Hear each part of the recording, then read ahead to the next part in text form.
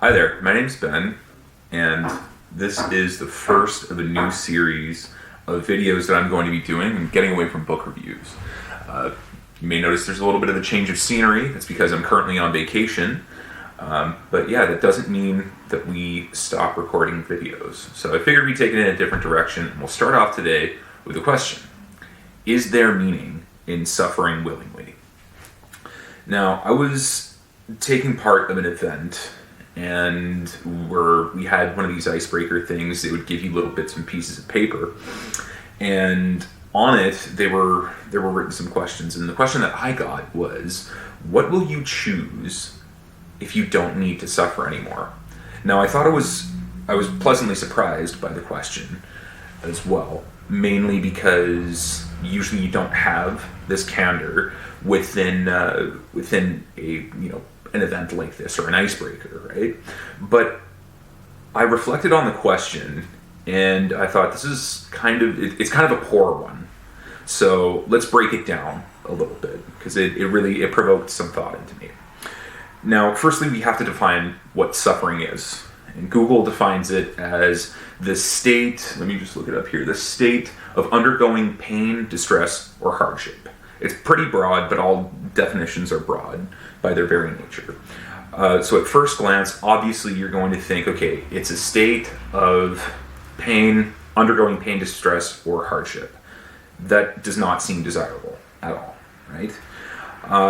So again, that can cover a variety of different things. So I've decided to sort of be as parsimonious as possible and cleave suffering into two broad categories, one of which is unmanageable suffering. So that is the suffering that you don't have any control over. So let's say if you were the victim of a natural disaster, a victim of a crime, and I mean, again, I'm oversimplifying right here, but bear with me. I should also say, before I continue, I apologize if there's any noise. There are some people doing construction where I'm staying. But let's get back to unmanageable suffering. So unmanageable suffering, like I said, is the stuff that you can't necessarily control. You're a victim of a crime, you are a victim of a natural disaster, illness you can't control. You get an E. coli infection and you don't know about it. These sort of things that you don't really have control over them, and these are the things that always happen, I guess. Or they can happen to someone at any given time. So when we look at this, the initial question that we were asked, what will you choose if you don't need to suffer anymore, sort of falls flat. There is some suffering in the world that we can't control. So obviously we are suffering by definition. The second one, though, after we've cleaved off the unmanageable suffering, is what I like to call manageable suffering. So this is going to be essentially the suffering that you can control. So when we say suffering, it could be forcing yourself to get up early every morning. It could be, restricting your caloric intake. It could be going and working out. It could be pulling an all-nighter, multiple all-nighters to get a project done, or working on your business 20 hours a day in order for it to be successful. These are all forms of suffering that we impose on ourselves because obviously they're uncomfortable. They're not easy and they will cause us some distress or hardship. But this is what I want to focus on: manageable suffering. And I think that, again, the initial question that we're asked, wherein what will you choose if you don't need to suffer anymore, this is where we have to unpack it a little bit more now that we know what kind of suffering we're going to focus on. So, now that we have that, we essentially need to discuss, is manageable suffering necessary for progress? Short answer, yes, absolutely, in my opinion, it is. In my opinion, though, it doesn't necessarily end there. Can you progress without inflicting suffering upon yourself? It is entirely possible. I'm not saying that it isn't, but what would the results be? Would taking the quote-unquote easy way, so the easy way of being completely eliminating manageable suffering, So that way, where you have the absolute most comfortable life within your control, would that yield stronger results than if you chose to impose some measure of hardship on yourself? Again, it's entirely possible, but I do have very, very strong doubts about that. In my opinion, taking the easy way often results in stunted growth, but also it acts as a very poor barometer of your abilities. Because again, if you're not challenged, you're never going to really, if everything's easy, you're not going to really know, if it's just easy or if you're really good at it. You're not going to know your boundaries. And it's kind of a cliche at this point that you have to learn how to lose in order to learn how to win. But I do think there is some depth to it. Because when you fail at a task, you hit that wall, you hit that obstacle, you hit that barrier, you're essentially saying, oh, okay, I've come up against something that in my current state I cannot overcome. Okay, this gives and if you've been winning up until there, that's your first obstacle. Now okay, everything that came before, I can handle. I'm fairly good at it. However, now here's the obstacle that I have to overcome. I'm not quite up to it just yet. So we have our first boundary. And I think that inflicting manageable suffering on yourself, putting yourself through a certain amount of distress and hardship, has, within reason, of course, let's not go overboard here. I think that it really is essential, because you're going to learn your boundaries. Once you learn your boundaries, you're going to learn, okay, actually I am pretty good at this, or you know what, maybe I'm not as good as I am. These boundaries are really important, because if you don't have any, if you've never lost, if everything is easy, if you haven't been through hardship, it has a tendency, at least from what I've seen, even in my own self, because this is all purely anecdotal, is that it acts as a very, very poor, not just as a poor judge of your own ability, but it leads you to overinflate the value that you provide, not just to yourself, but to other people, which of course we want to make sure that you are always providing value and not just, having an overinflated view of yourself, getting too big for your britches, I guess. And when you have that boundary and that obstacle, ultimately, this is where it provides us with something that we can overcome. There's almost like, okay, yeah, this is a challenge. And if you're competitive like I am, you'd want to say like, yeah, okay, let me overcome this. I want to conquer this. I want to make sure that I can beat it. And this leads us sort of to our next point, which is how manageable suffering can lead to a very, very powerful catharsis once it's overcome. So the barrier's broken, the victory's been achieved, the mountain's conquered, the problem is solved, and with the problem being solved, you now have this brand new solution. You're like, okay, yeah, this way works, and I came up with this way, or I followed this way from somebody else. But the fact of the matter is that I did it. And more important than the problem itself being solved is that you now have the solution, the neural pathway in your brain. Now okay, if this ever comes up again, I've got that on lock. I can handle it, which is really important, because if once you've done something once, you can do it again, and you can do it again, you can do it again, and you can do it again. And even though it might have been really hard, let's say it's losing 100 pounds, or let's say it's growing your business to be, from a 4-figure a month revenue to a 5 or 6 figure revenue a month. Like that is hard. That is not easy. But once you found that solution, again, you've got that new perspective. You've got that. You have that fire ignited within you. It's almost like, okay, yeah, now I can do this. You start to build the momentum, because it's through the fires of manageable suffering that victors are forged. This brings us to another question now. Should we live in a constant state of suffering? the short answer is obviously no. But again, it's not that simple. It's wholly unsustainable to keep yourself into a continuous state of suffering, just because you become fatigued, you're more prone to burnout. You can be physically fatigued, mentally fatigued. Let's say if your manageable suffering that you're inflicting upon yourself is, I'm going to go to the gym every day and I'm going to work out for 2 hours. Again, that, and you're tired and you're sore and you're working out like that, you can aggravate your risk for injury. But that's just one example. But again, more importantly than that, you're going to start to lose your desire to keep going for it. You're going to think, oh, what's the point? Like, why am I always in this constant cycle of suffering? It doesn't become fun, right? And that's why you need to have sort of a foundational routine. So the way I like to look at it is, you've got goal setting, production, goal achievement, celebration, and then rest.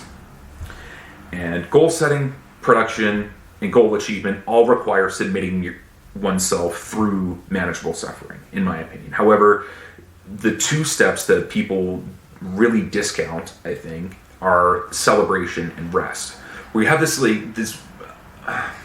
sort of infatuation about stay humble, be magnanimous in victory. I say there is a time and a place. I did used to think that way, but I mean I would say that those two portions, the celebration and the rest, those are equally as important as the previous three, if not more important. You have to take time to celebrate your victory. You have to hold your triumph. You have to celebrate with your people. And you know what? You got to flex on some people as well, because of course you want to share that with people. It's not that you're saying, haha, I'm better than you. It's more so you're saying, look, I was able to overcome this. I found a way to solve this problem, and I want to share it with everybody. So you have to take the time to rest, to celebrate, have your party, celebrate with your family, with your people, even if you want to celebrate by yourself in your own little way, you take that time, because that is so important, and share your victory with those who matter, or you can share it with other people as well. Finally, you can take a well-deserved rest on your laurels. You can kick back, relax. It doesn't necessarily mean that you're indolent. Rest does not mean indolent. It doesn't mean you're doing absolutely nothing. No. You can have a couple days, sure. But the rest stage is so crucial, because that's where you're maintaining the conditions of your victory. So let's say, sorry, I keep going back to exercise, but it's the easiest one, it's the lowest hanging fruit. Let's say it's, you finally reached your goal weight. Okay, now let me maintain at this weight as I recover and I rest. Or let's say if it's with regards to your business, let's say if you manage to make the jump from a 4-figure a month revenue to a 6-figure a month revenue, it's a huge jump. You're not just going to immediately say, oh, okay, great, my work here is done. Oof, that's great. No. You want to keep that going for as long as possible. That's got to be your new baseline. That's what's so important about the rest phase. It's that, okay, yep, I've had my victory, I've had my celebration. Let's consolidate this now. Let's lock this in, so then that way we don't lose it. But also more important, during the rest period, that's when the cycle continues. That's where you start planning, okay. That's when you start to think, what are the next goals that I'm going to set? And then once you start thinking about that, a couple weeks later, or however long it takes you, that's when you get into your goal setting phase. And then the cycle continues. So, I think another thing I should say during the rest phase, which is even more important, before you go on and start with the goal setting, is it's imperative to have a debrief with yourself, with your business partner, with your coach, with whoever else, and you need to sit down and say okay, I went through this period. What are the things that I learned? What worked? What didn't work? Was it easier than I expected? Was it harder than I expected? What's the best? Would I do this plan again? Can I move the sort of blueprint of what I did into another aspect of my life, into the next goal that I want to achieve? So So I think there are some great ways to do this. If you want to debrief by yourself, I would say keep a journal of it. Like write down a physical note, make an audio note as well. Have a little, if you're more of an auditory learner, have a little audio note that you can reflect back to, or because ultimately you're going to need it. Because the next time when you go into your next goal setting phase, you're going to think, okay, now I am in this completely new terra incognita, this brand new uncharted territory. But there's this obstacle in our way. We have to overcome it. You might get into it, and I mean, this happens. People do get into little plateaus and everything like that, where you think, I'm not progressing as much as I should. But then you go back and you can, reference what you did last time. And say, oh, okay, right, I forgot to do that this time. Or at the very least, it'll give you some encouragement to keep going forward. This time, we enter our final question.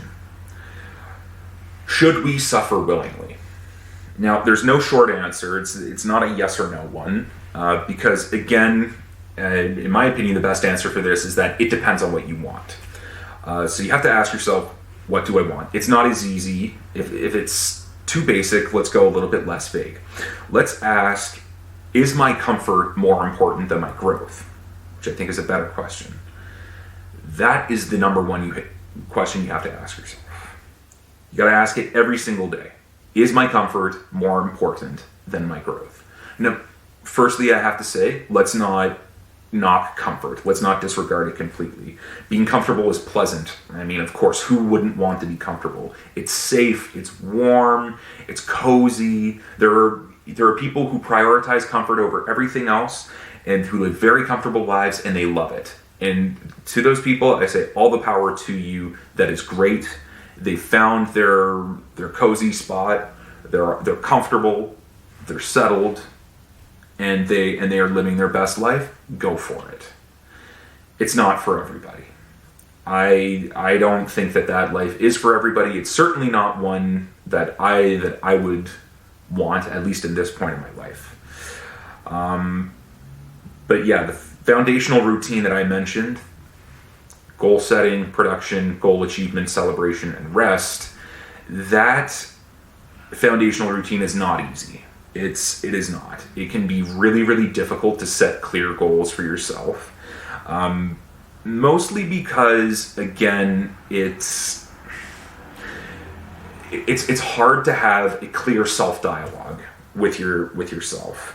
And that's why it's really, really important to start reasonably. You don't want to shoot for the stars, essentially, because if you make a goal that's too lofty, then the size of the task may be daunting and you're going to get discouraged. Conversely, if you set a goal that's a little bit too easy to achieve and there's not a whole lot of challenge, you get bored quickly and you're like, this is stupid, why am I even doing this? I'll just give up on the whole endeavor, right?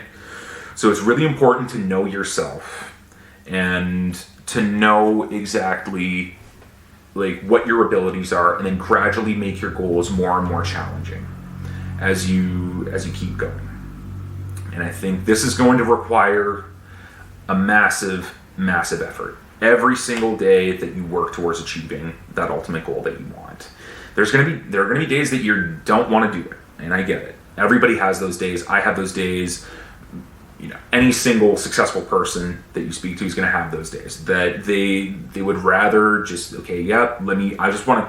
crave comfort. I don't want to work out. I don't want to go to this client meeting. I don't want to speak to this investor. I'm having an off day. I just don't want to do it.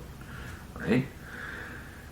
But if you can push through that despite craving that comfort, if you willingly submit yourself to that, to the manageable suffering that you've committed to, to seeing through, and then when every fiber of your being is screaming at you, no, I'd rather just be comfortable, you are going to progress.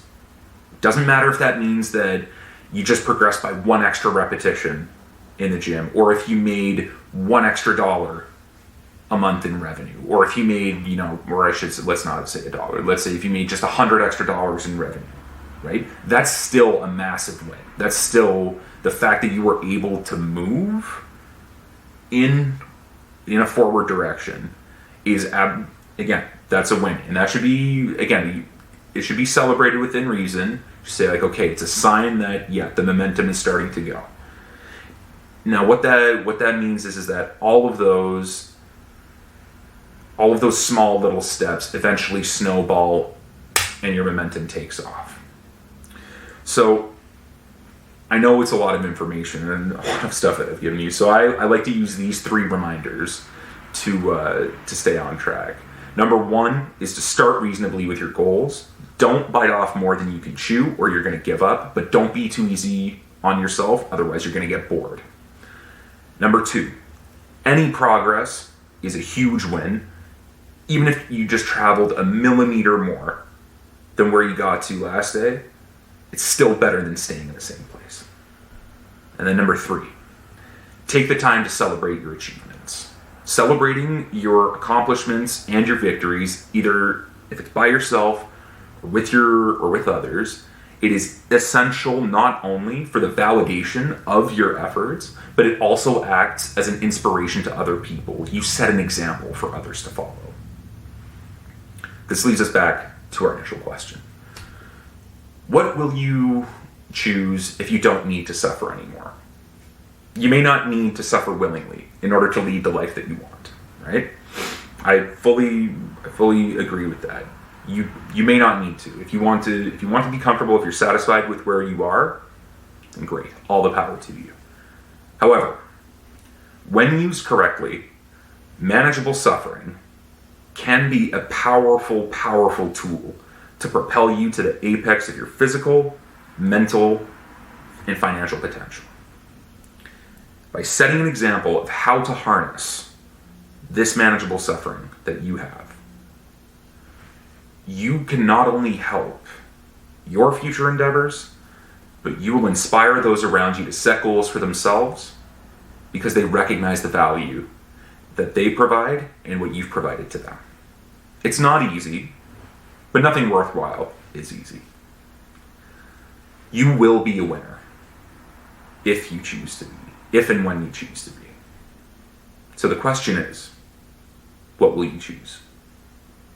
Thank you for watching.